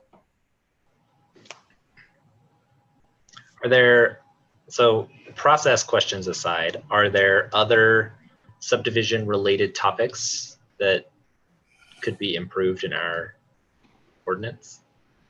For example, one of the gaps that I've noticed is many of the other cities on the east side of the valley will have ditch related comments in their subdivision process or canal related provisions. So for like the state code requires us to notify canal companies when we do subdivisions near them. And that could be something that gets put into the code. We could also put in there some language that says how ditches are supposed to be treated when subdivisions happen over the top of them. Street lights, street trees, private road standards, public infrastructure standards, those kinds of things could all be wrapped into this process. Yeah, I think all that would be good to address. I mean, without actually seeing what you're thinking, I mean, that's hard to comment on, right? Yeah. But no offense to the ditch companies, but I really couldn't care less about ditches. I know they care very much about themselves, but I don't really The care. state cares too, by the way. I know they do, but I don't care that much. I think it doesn't matter. It's really more for us than for the ditch companies, to be honest, because what we've been seeing, or what I've been seeing, is we have ditches. Nobody knows what to do with them. And many of them are unused, but that's never been documented anywhere. So the process to abandon a ditch under state code is an ordeal. And the process to modify a ditch is much easier. So what ends up happening is we'll say, oh, the state code requires you to modify or abandon this ditch. So good luck with that. Let us know how you're going to do it, kind of thing. Yeah, pretty much. So I would like for that topic in particular to add some better instruction for our staff, at least. Up on my street, we had a ditch abandoned and there was no notice sent out. They split the property 50-50. And I think I've told more people than the county's told. Yeah, usually what ends up happening with those is they're not owned by the ditch company, they're easements. And properly abandoning it means there's some archaic way of noticing, and then it gets recorded on everybody's title. So most of the time these days, the ditch companies don't even know where their ditches are. They just know that they connect somewhere at the canal and it services somebody else down the line somewhere. And they're supposed to map those, and we don't have that information. So it gets messy. They'll say it's abandoned, even though it's actually technically still in use under state code. So one thing I would like kind of addressed, or at least looked at as part of subdivisions, is connectivity across neighborhoods. That's a big thing for me as a planner. I don't like, I fault this probably wrongly, but I fault this a lot on private streets where people just dead end them or hammerhead them or cul-de-sac them instead of connecting them to the larger neighborhood in lieu of getting one more lot or whatever. I would like to see language in there that supports connecting to existing neighborhoods. It's been shown empirically that connected neighborhoods reduce traffic. And I think that's very important. So bringing something that talks about that is important to me, at least. Okay. Yeah, that's pretty hard to do in a lot of cases because you got HOAs that you have to get permission from and they never say yes. And that's okay. You can still put the road right up to it, I think. And even if it doesn't connect, it allows for that connection to happen eventually. That's one of my main concerns. Because I agree, HOAs are, I'm just going to come out and say it, I think HOAs are terrible in general. I don't like them. I feel like they are arbitrary. And yeah, that's how I feel about those. I would say we be careful with the wording on that. I can't think of one in the last 10 subdivisions I've done where I had the option to connect, even if I would have wanted to. Yeah, that's, I think what we can do, we have some language in the code already that's supposed to address that, although it is rather weak. We can definitely look at something like that. I think it'll be easier to do pedestrian connections than road connections, especially because we're going to end up with a lot of these that are like long skinny lots is what we tend to use in Midvale. And when there's not a road on the back and you don't have room to loop around, then it's really challenging to do it. But that doesn't mean we can't at least put some goals or policies or things in place to indicate that as our intent. Even just encouraging. I know that doesn't give a lot of teeth, but it at least encourages. Yeah. Maybe we could encourage by you get something, or Yeah. we give a little to get. And Zach, I'm all for pedestrian connectivity. Oh, sure. Yeah, that for sure.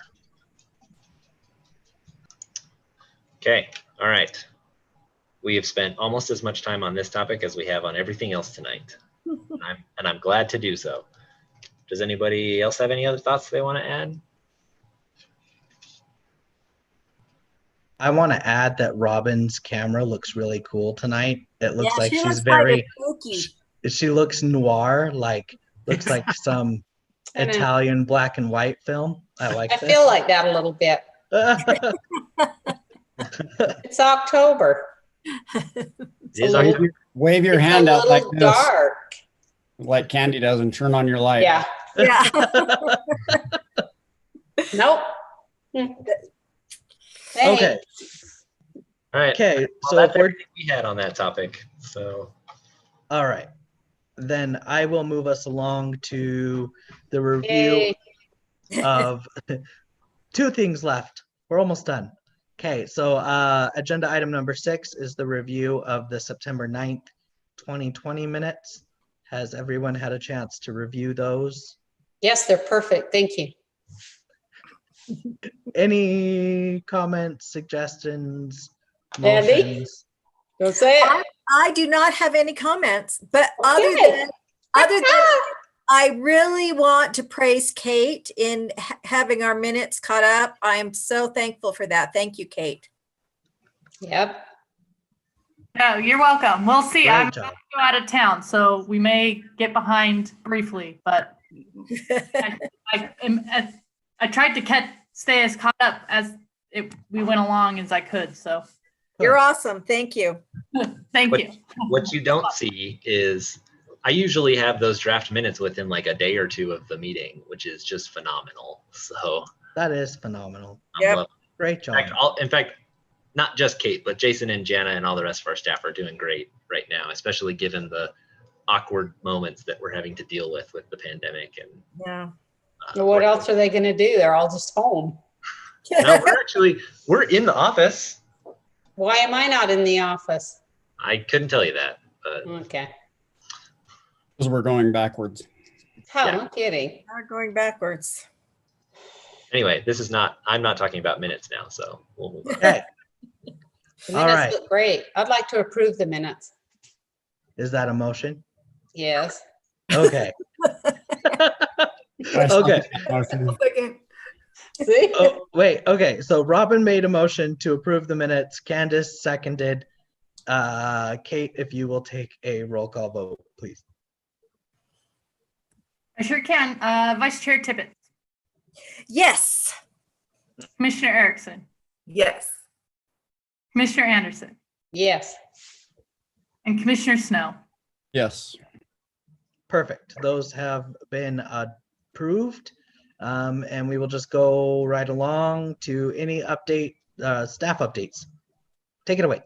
Yes. Okay. So we will be having a second meeting in October. 2 weeks from today, we'll have another special meeting on that. In that case, we do have 3 subdivision plats to review, subdivision and condo plats. And then Garrett and I have been working on land use training to try and fill some of the gaps left by the pandemic. And then we've also got some updates to the bylaws to discuss. So that meeting was originally going to be just a workshop, but then we got the subdivisions in, so it'll be a special meeting. And that'll be what we'll be talking about. Just they are probably very fast subdivision reviews, so I'm hoping we spend most of our time on the training and the bylaws. Where I talked to the city manager earlier today, and we're definitely not going to be going back to in-person meetings through the rest of this year. So I don't know, we have no idea when it's going to happen, but we know for certain that it's not going to be before January. So we'll continue to do these meetings electronically for the time being, which is good because I'm going to have some folks working in the council chambers on another project for probably 2 months. So we're going to be doing a lot of digitizing of our old records so we can try and bring them all forward into the modern age. Right now, they're all in boxes and folders in the basement. So anything we can do to access them easier will be helpful, especially because even though I'm in the office today, we are partially working from home still. In November, we have 2 meetings scheduled, although I don't anticipate that we'll actually have 2 meetings. There's one on the 18th and one on the 25th. The 11th is when we would normally have a meeting, but that is a holiday and we are closed, so that got bumped. And then December, we have 1 meeting scheduled, and we'll just see what happens. I have a few items that might end up on some of those meetings, like our presenting some subdivision ordinance amendments and bylaws decisions and such. We'll see. And then also, since we're getting close to the end of the year, we will need to set a schedule for 21, and we'll also need to elect a new chair in January. So keep that in mind. No, we don't get to elect a new one. Just stay in the way it is. Well, you can elect the same people if you want, but just keep that in mind. That Zach is done. That'll be something we need to work on in January. It'll be the first meeting in January, but I just wanted to bring it to your attention because that's not very far away. So I'm afraid, I'm not afraid, but I'm afraid you'll be afraid, me asking this question. Has there been any word, discussion, talks about the transit station area plans lately at all? Did those just die? Or I like the head nod. Yes, they died. Both, we have been talking about them and they died. So okay. With the MOTA project, which is under construction right now, there was a lot of consternation about the track station area plan that we had worked on a couple of years ago, and we have finished documents, but they never went for approval or adoption by the council. So we have them as kind of reference documents if we want to try and bring them forward, but I don't anticipate that we'll be taking them for a formal adoption or acceptance in the future. Okay. If you want to read them, I can send them over to you. No, just curious if anything was happening with them at all, or okay. No, but now that you mention it, I do have some folks interested in developing near Center Street. They want to do a large project on the corner of Center and State. So that might be coming in probably the first part of next year would be my guess. We'll also be doing some other text amendments. We have subdivisions now, and then the RDA wants us to do an ADU update. And I've been hearing some rumblings that there's a desire to do a sign ordinance update as well. So next year we'll probably start those ones. You want a good example of what not to do? Look at Murray's sign ordinance. So I hate it. You're kind of bashing on Murray today, Mr. Chair. I have like a ADU update. I think that would be helpful. So I mention it so that you can keep in mind what sorts of things you would like to see for that. I'm very passionate about ADUs. So very passionate about ADUs. Okay. I want more ADUs. A lot more. Yes. Well, we have allowed ADUs for, I think, close to 20 years. And we don't get very many of them. Yeah. So I don't, it might be because our ordinance is just not friendly enough for ADUs. It might be because people in Midvale don't want ADUs. I don't know. They've been allowed for a long time and we don't see very many. I do. Yeah. So we'll have to see how it plays out. And then just on the project side, I mentioned MOTA. MOTA is progressing. The other apartment project that got approved up by the Shops at Fort Union is progressing. There's been some talk about the shops wanting to redo they don't have a master plan, but their master plan, and put in some more mixed use development up there.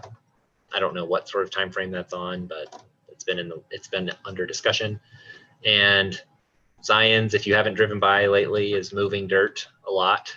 We're still wrapping up the site plan, but they've gotten approvals from the engineering and some preliminary reviews on the building site to get started on the ground and underground work, at least, if not the vertical stuff.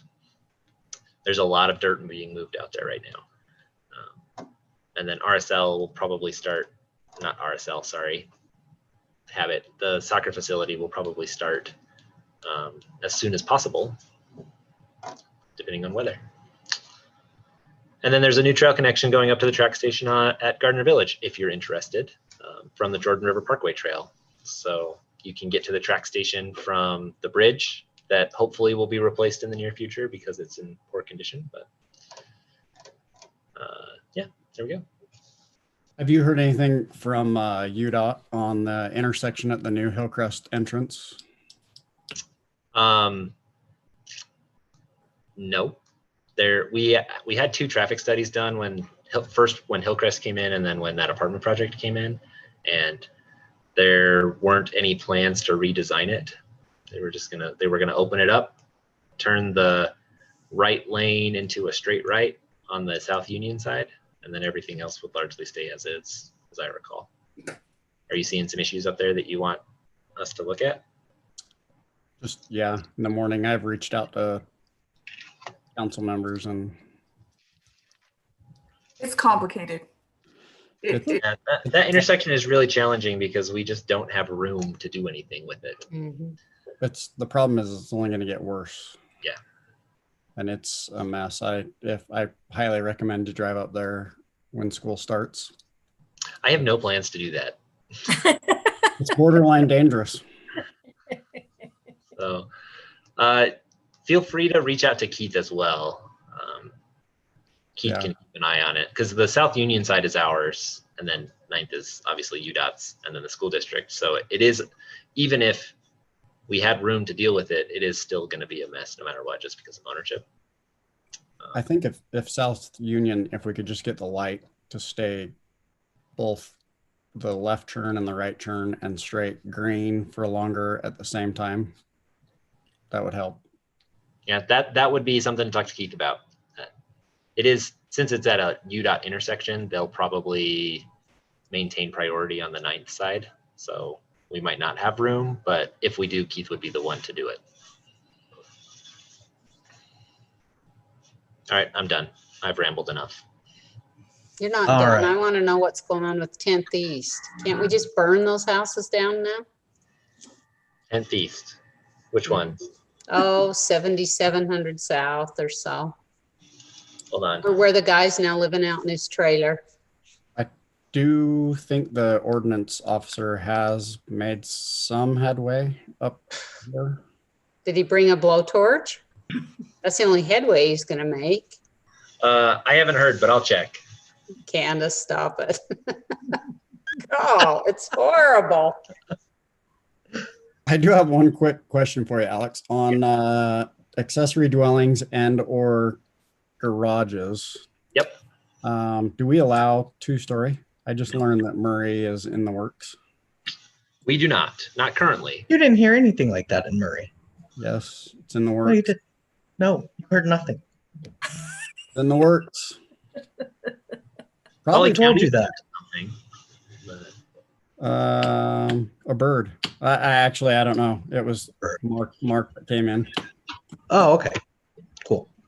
I was just wondering. It kind of makes sense. I can see pros and cons. that one, I mean, we can talk about it when we have that discussion, but I'll tell you right now, I don't think it will get very far because we don't allow 2-story anythings in backyards. Aside from the house itself, you can't do a 2-story garage normally without an ADU. You can't do a 2-story flag lot unit because there's some concern about privacy issues when you have taller buildings looking over property lines into backyards. Endo location. That's the logic. Wow, did anybody tell the builder on 3rd East and 7200 South that it's not good to have buildings overlooking the residents? Wow. Privacy issue. Yep. Nice. Silence. I think it's her bedtime. Yeah. Don't get me going. I mean, we talked about that project already at length, so I don't really have anything else to add on. Good call.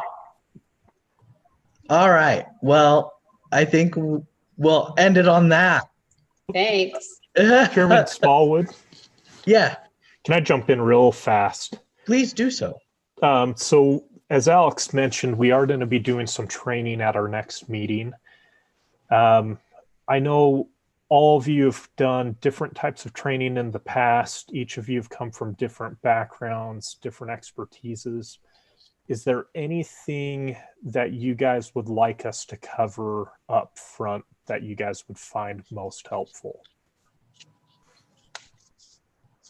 If you could get us all prepared to take the AICT exam, that would be great because I'm doing it in November. Alex said he'd be happy to help you. Yes. Don't say that because I already did it. Zach knows how I did it. He can do it himself.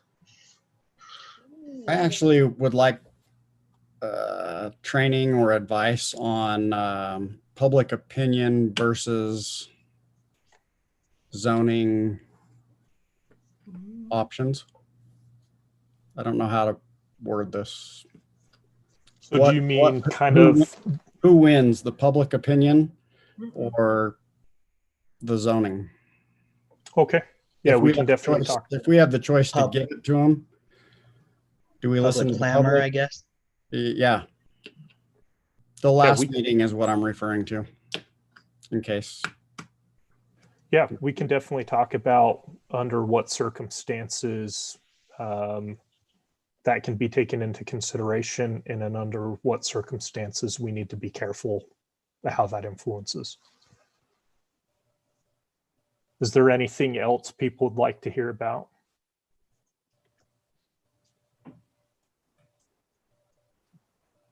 It's hard to know what you don't know. I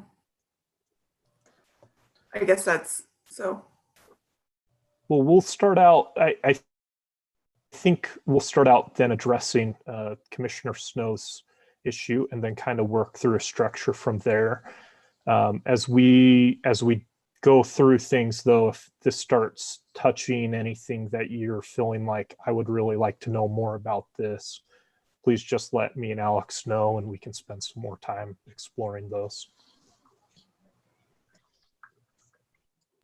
Maybe why Zach's fire trucks are yellow, but that should be quick. I have no say over that. They do their own thing. Okay. With that, Candy looks like she's ready to say it. You know, this is a lot of fun, but I would like to make a motion that we adjourn this planning and zoning meeting at 8:59 p.m. All right. It's been moved. Any opposed? Great.